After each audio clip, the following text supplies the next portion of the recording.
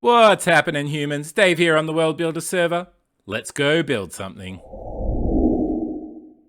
Today we're going to be taking a look at a medieval style windmill, and this windmill will actually fit in a lot of different build styles and it's very simple to do. The block palette is cobblestone, mossy cobble, stone brick, stone, andesite wall, smoker, grindstone, white wool, spruce stairs, spruce log, strip spruce log, dark oak fences, dark oak fence gates, oak trapdoors, grass blocks and a stone button. Here I've marked out the beginning base print for it, as you can see, and what we're going to do is, leaving one spot in the 5 block at the front for a door, we're going to do a layer of cobble and then a layer of smokers all facing in. Ignoring my dirt, we're going to pop a couple of cobblestone just outside the wall, and then we're going to go and put another layer of cobblestone on top of the smokers. We're then going to go into all of the corners and just outside of the door there and put some andesite wall. Now we're going to start creating a little bit of a roof on top of all of the cobblestone and snaking its way around slightly on the inside, spruce stairs, just as you can see me doing in the video. One more lot of spruce stairs going up, and then in one more and around with some stone bricks, and that's going to go up 4 all the way around, just like this. Now we're going to go around, and in the center we're going to knock out 2, except for there where the arrow is pointing, where I've only knocked out 1, and that's going to form some windows. In the corners again, andesite walls, and that just smooths that edge so it's not quite as hard. Coming in, we're going to fill in and create a square in the center, and then with some spruce logs we're going to go up. Now you can go up as high as you want. I think I started with around about 10, but I ended up going quite a bit higher because I wanted the windmill to really be a standout point. Once again, in the corners we're going to be popping andesite walls to smooth those edges, and then we're going to turn our attention to the gaps in between the logs. Now we're going to alternate with how much wool we are putting so that we have a bit of an uneven number and we have variations in the logs. This creates a bit of interest on every side, and our sizes of our white wool here is going to change. So some of our windows, as you can see, are 2 high, some are only the 1.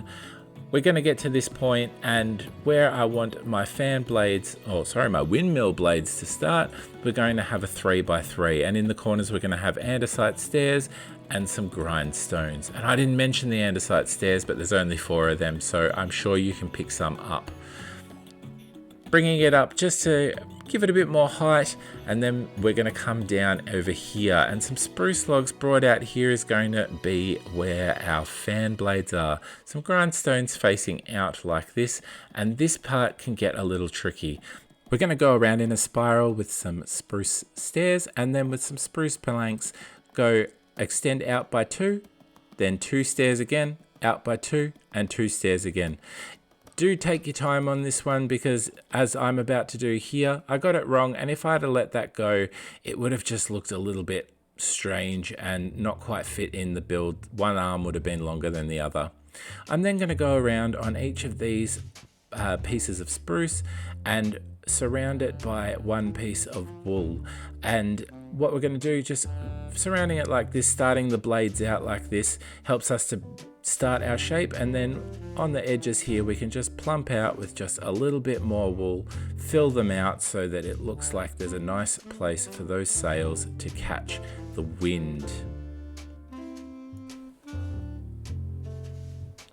Now that we've got this blades all done, I'm going to go on the wood, and I am going to put some dark oak fences, and on the wool spaces I'm putting the fence gates, and that just creates a little bit of a variation in the textures that's going on and creates a little bit of interest on your fan blades, makes it look quite thatched. All that's left now is the roof and the detailing, so I'm going to go around and fill in all these windows with some dark oak fences. I'm going to go around on the edges of the top layer, as you can see under the windmill there. I'm popping some grass blocks and surrounding that with some oak trapdoors, like their little planter boxes, some shutters over some of these windows, and I'm going to go around and just retexture some of these bricks with some of the stone, just so that's not quite so blocky. Down the bottom, I'm also going to replace some of the cobblestone with some mossy cobblestone, makes it a little bit more interesting. And I'm going to come in and make a little side, what would you call that? A little side shed, I suppose, with some andesite walls and a little bit of fencing, just like this. Creating an asymmetrical part of your build can create a little bit more interest to it.